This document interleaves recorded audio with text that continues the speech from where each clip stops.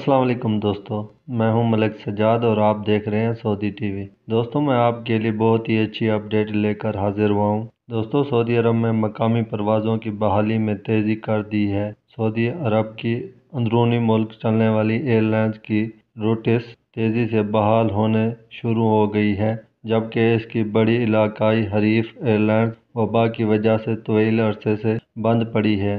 अरब news के मुताबिक बुध को CAPA लाइफ एविएशन इंडस्ट्री के यूनिट में कहा गया है कि मुमालकात में मकामी एयरलाइंस का शोबा अपने हमसाय ममालिक की निस्बत से ज़्यादा तेज़ी और मजबूती से बहाल हुआ है। कोरोना वायरस की वजह से बैनुल-अक़वामी एविएशन के सुस्त रवैये का शिकार होने से अपनी तरक्की पजीर मकामी मार्केट की वजह से ज़्यादा नुकसान हुआ है।